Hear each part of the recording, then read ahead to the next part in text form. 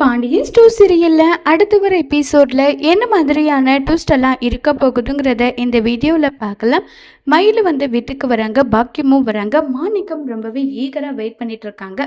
மயிலோட வழக்கு என்னாச்சுன்னு சொல்லிட்டு ரொம்ப ஈகரா வெயிட் பண்ணிட்டு இருக்காங்க. உடனே மயிலு பாக்கியம் 2 பேரும் வீட்டுக்கு வந்ததும் உடனே மாணிக்கம் கேக்குறாங்க, என்னாச்சுன்னு சொல்லிட்டு கேக்குறாங்க.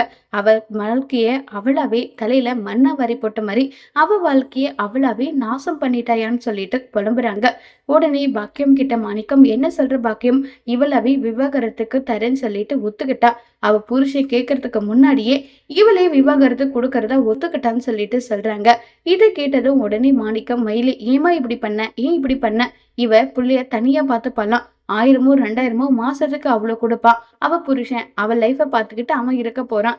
இவ வந்து என்ன பண்ண போறா, நான் சொன்னா ஏத்துக்கவே இல்ல, இவ வாழ்க்கை இவளே அழிச்சிட்டாயான்னு சொல்லிட்டு ரொம்பவே வருத்தமாவும் கோபப்பட்டும் பேசிட்டு இருக்காங்க. இதை கேட்ட உடனே மயிலு வந்து, அம்மா எதுக்காக இப்படி பேசிட்டு இருக்க, என் குழந்தைய என்னால வளர்த்துக்க முடியும், நான் சம்பாதிக்கிறேன், குழந்தைய நல்லபடியா நான் பார்த்துப்பேன்றாங்க. ஏண்டி வயசான ஒருத்தைய நீ வந்து பாத்துக்கிற, அவ மண்டி இது போட்டுட்டானா அதுக்கப்புறம் வேலைக்கு நீ என்ன பண்ணுவ, ஏதாவது கொஞ்சமாவது யோசிச்சு பாத்தியா மயிலு, உன் அப்ப ஒன்னுத்துக்கும் ஆகாத உதவாக்காரனா இருந்தாலும் நான் அவர் கூட வாழ்ந்துட்டு இருக்கேனே, அதுக்கு காரணம் என்ன, ஏன்னா இந்த சமூகத்துல புருஷன் கூட இருந்தா மட்டும்தான் மதிப்பு மரியாதை எல்லாம், அதை முதல்ல புரிஞ்சுக்கோ. ஏண்டி நான் சொல்றத காது கொடுத்து கூட கேட்காம உன் வாழ்க்கை நீ அப்படி இப்படி அழிச்சிட்டு வந்து உட்கார்ந்துட்டு இருக்க. உன் புருஷனுக்கு எந்த கவலையும் இல்லாம அவன் வந்து வேற ஒரு பொண்ணை கல்யாணம் பண்ணிட்டு அவன் வாழ போறான். இதெல்லாம் உனக்கு தேவையா சொல்லு மயிலுன்னு சொல்லிட்டு கேட்டுட்டு இருக்காங்க. மா போதும் நிறுத்துமா, போதும் நிறுத்து, இதுக்கு மேல நீ எதுவுமே பேசாத, நம்ம பண்ணது எல்லாமே நியாயப்படுத்தி பேசாத. உன் பேச்சை கேட்டுக்கிட்டு நானும் கொஞ்சம் நஞ்சமா பண்ணேன், நானும் எல்லா விஷயம் தானே பண்ணேன். பொய் சொன்னதுல இருந்து ஆரம்பிச்சு அவங்கள கோர்ட்டு கேஸ்ன்னு சொல்லி அலைவிச்சது, இது எல்லாமே நானும் பண்ணேன் தானே. ஒருவேளை நீங்க எங்க எல்லாருமே சமாதானப்படுத்துறீங்கன்னே வச்சுக்கோங்க, சந்தோஷமா எங்களால 2 பேரால வாழ முடியும் நீங்க நினைக்கிறீங்களா? கண்டிப்பா அது நடக்காது. ஏன்னா அவரு வந்து ஒரு பொய்யான லைஃபை நானும் என்னால அவரோட பொய்யான லைஃபையும் வாழ்ந்துக்கிட்டு நானும் அவரு சந்தோஷமா இருக்க முடியாது. பொய் சொல்றாளா உண்மை சொல்றாளான்னு சொல்லிட்டு மத்தவங்களும் என்னை பத்தி யோசிப்பாங்க. இப்படிப்பட்ட ஒரு லைஃப் எனக்கு வேண்டாமா, விட்டுரு, நான் நிம்மதியா சந்தோஷமா வேலையை பார்த்துக்கிட்டு என் குழந்தைய என்னால பாத்துக்க முடியும், எனக்கு அந்த நம்பிக்கை இருக்குன்னு சொல்லிட்டு மயிலு வந்து சொல்றாங்க. ஒருவேளை நான் இங்க இருக்கிறது உங்களுக்கு பிரச்சனை, சுடர் வாழ்க்கையில ஏதாவது ஒரு பிரச்சனை வருதுன்னு சொல்லி நீங்க நினைச்சீங்கன்னா நான் இங்க இருந்து போறதுக்கு கூட தயாரா இருக்கேன், நான் தனியா ரூம் எடுத்து கூட போய் தங்கிக்கிறேன். ஆனா இனி என் கூட அவரும் வாழ முடியாது, அவரு கூட என்னாலையும் வாழ முடியாது, நாங்க 2 பேரும் வாழணும்னு சொல்லிட்டு கட்டாயமெல்லாம் யாரும் படுத்தாதீங்கன்னு சொல்லி ரொம்பவே வருத்தமாவும் ஃபீல் பண்ணியும் பேசிட்டு மயில் அங்கிருந்து போறாங்க. இப்ப நம்ம பாக்கியத்தால எந்த ஒரு பதிலுமே சொல்ல முடியாம சைலண்டாவே தான் நின்றுட்டு இருக்காங்க. அடுத்த ட்ராக்கா நம்ம பாண்டியனை காட்டுறாங்க.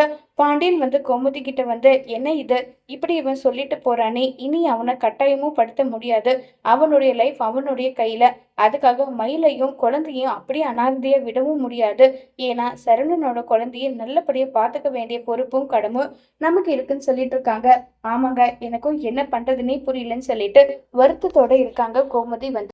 அடுத்த ட்ரக்கா வந்து நம்ம கதிரை காட்டுறாங்க. ராஜி வந்து படிச்சுட்டு இருக்காங்க. என்ன ராஜி, என்ன பண்ணிட்டு இருக்க, பார்த்தா தெரியலையா, படிச்சுட்டு இருக்கேன்னு சொல்லிட்டு ராஜி வந்து சொல்றாங்க. உனக்கு நான் ஃபோன் பண்ணேன், ஏன் எடுக்கல?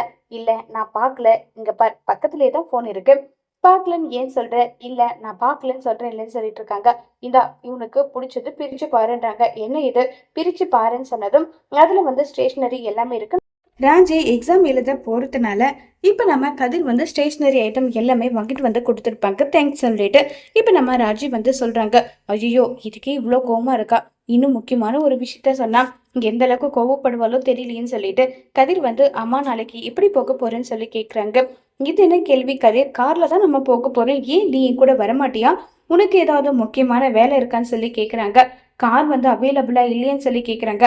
காரெல்லாம் இருக்கு, ஆனா என்னால தான் வர முடியாது, எனக்கு தெரிஞ்ச ஒருத்தர், அவருக்கு உடம்பு முடியல, எப்போ வேணும்னாலும் அவரை ஹாஸ்பிட்டலுக்கு கூட்டிட்டு போற சுச்சுவேஷன் வரும், அதனால என்னால வர முடியாதுன்னு சொல்றாங்க.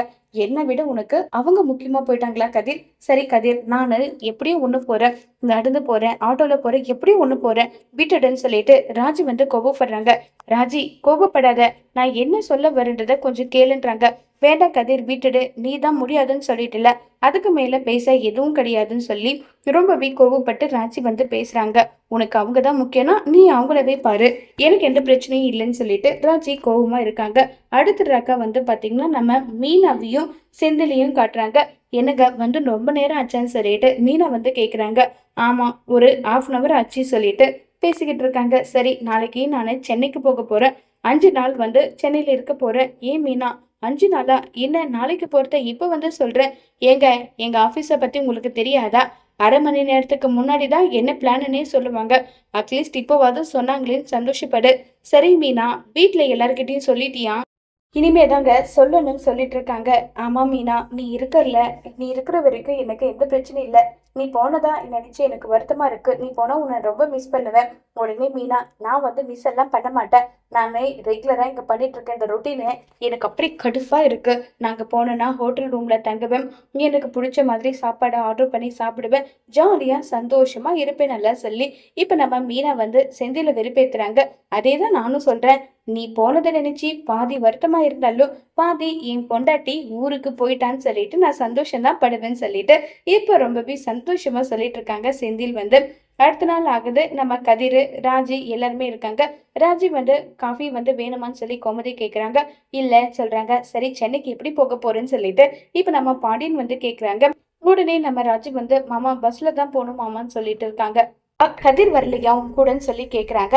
கதிர் வந்து இல்லை, எனக்கு முக்கியமான ஒரு வேலை இருக்கு, அதனால என்னால் அவ கூட போக முடியாதுன்றாங்க. ஏடா டேய், உனக்கு அதை விட என்னடா முக்கியமான வேலைன்னு சொல்லிட்டு பாண்டியன் வந்து கேட்டது. உடனே கோமதி, ஏங்க அவன்லாம் ரொம்ப பெரிய மனுஷன் ஆயிட்டான். நம்ம சொல்ற பேச்செல்லாம் அவன் கேட்க மாட்டான். விடுங்கங்க, அவன் மட்டும் போயிட்டு வரட்டும். ஆமாண்டி, நான் சொல்லவே மறந்துட்டேன். மீனாவும் சென்னைக்கு போகணும்னு சொன்னான். இப்போ நீயும் அவளும் சேர்ந்தே போயிட்டு வந்துருங்கன்னு சொன்னதும் உடனே ரொம்பவே சந்தோஷப்படுறாங்க. யாருன்னு பார்த்தா நம்ம ராஜி. அப்படியா, அக்கா சென்னைக்கு போறாங்களா? அக்கா சென்னைக்கு போற விஷயம் எனக்கு தெரியவே இல்லைன்னு சொல்லிட்டு ரொம்ப சந்தோஷமா மீனாவுக்கு கால் பண்றாங்க. அக்கா, சென்னைக்கு நீங்களும் போறீங்களா? ஆமா, நானும் தான் போறேன்னு சொல்லிட்டு ரொம்பவே சந்தோஷமா இவங்க 2 பேரும் பேசிட்டு இருக்காங்க. உடனே நம்ம கதிர் வந்து ராஜி கிட்ட, என்ன ராஜி, என் மேல உனக்கு கோவமான்றாங்க. அப்படியெல்லாம் ஒன்றும் கிடையாது, எந்த கோவமும் கிடையாது. நீ நடந்துக்கிற விதம் இப்பெல்லாம் வர வர கொஞ்சம் கூட சரியில்லை. அதனாலதான் எனக்கு கோவம், வேற எதுவும் கிடையாது. என்கிட்ட ஏதோ ஒரு விஷயத்த மறைக்கிற நீன்னு சொல்லிட்டு ராஜி வந்து கேட்க உடனே கதிர் நினைச்சு பாக்குறாங்க. நான் அந்த விஷயத்த சொன்னா கண்டிப்பா நீ தாங்கிக்க மாட்ட. எக்ஸாம்ல நீ கான்சன்ட்ரேஷன் பண்ணி எக்ஸாம் எழுத மாட்ட. உன் அப்பாவுக்கு ஏதாவது ஒரு பிரச்சனை வந்துடுமான்னு சொல்லிட்டு தான் நான் இப்ப வரைக்குமே யோசிச்சுட்டு அமைதியா இருக்கேன்.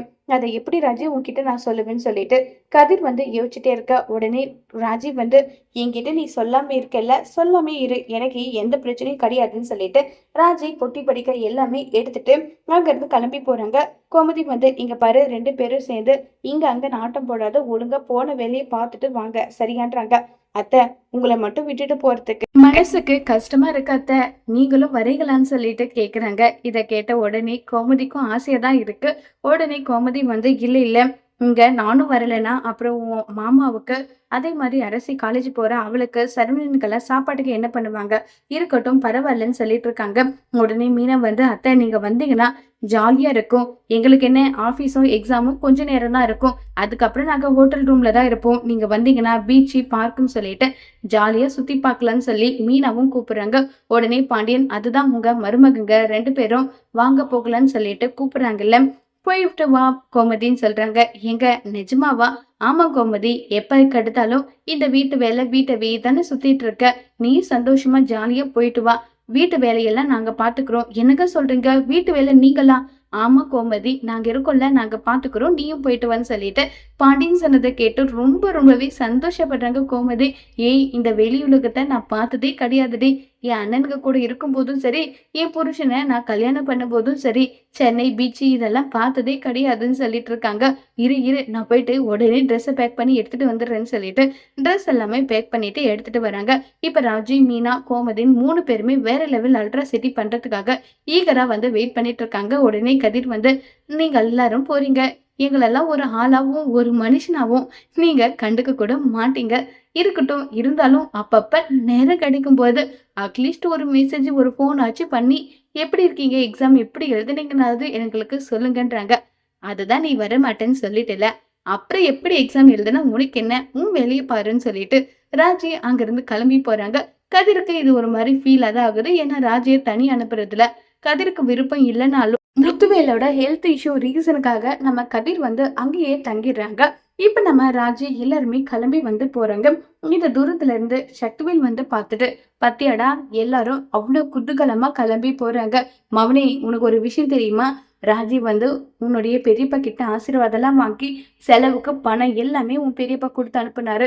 ரூ. 1 ரூ. 2 இல்லடா ரூ. 10,000 ஆசீர்வாதம் பண்ணதுக்கு செலவுக்குன்னு ரூ. 10,000 குடுத்து அனுப்பியிருக்காங்க. இது எல்லாமே நானும் நோட் பண்ணிட்டு தான் இருந்தேன். ஆனா அந்த செலவு கணக்குல வரவே வராது. உன் பெரியப்பா ஏகப்பட்டதா பணம் எடுத்து செலவு பண்ணிக்கிட்டே இருக்காரு. எப்படி கேட்கறதுன்னு சொல்லி நானும் யோசிச்சுட்டே இருக்கேன். ஆனா இனியும் பொறுமையா இருக்க மாட்டேன்டா மவனே. இப்பவே போயிட்டு அவர்கிட்ட கணக்கு கேட்க போறேன்னு சொல்லிட்டு இருக்காங்க.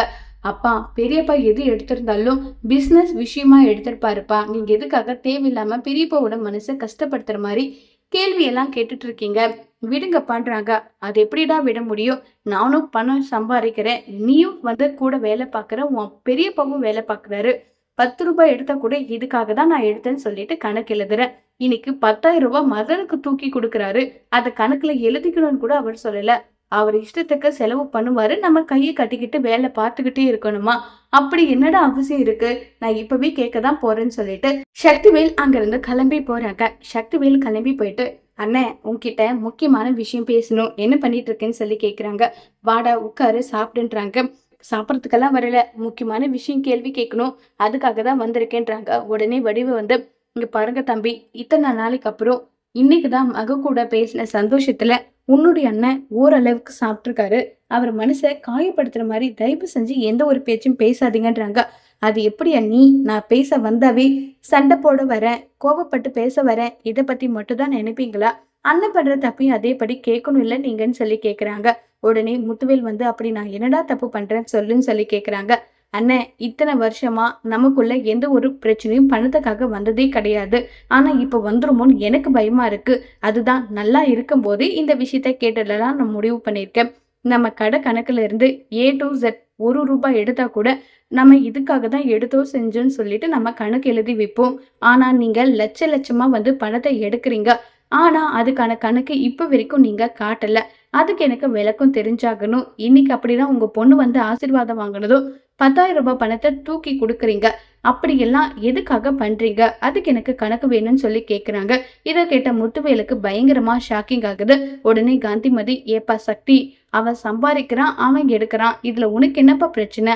உனக்கு தேவையான இவ்வளவு பணம் உனக்கு தேவையோ அதை நீ எடுன்னு சொல்லி கேட்டுட்டு இருக்காங்க. இதை கேட்டதும், ஆத்தா இப்ப பணம் பிரச்சனை கிடையாது.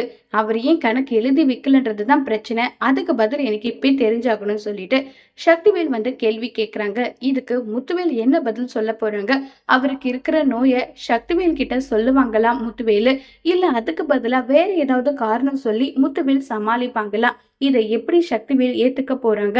இதனால என்ன மாதிரியான பிரச்சனையெல்லாம் சக்திவேலு முத்துவேலு செய்ய போறாங்கங்கிறத வரப்போற எபிசோட்ல வெயிட் பண்ணி பார்க்கலாம். தேங்க்யூ.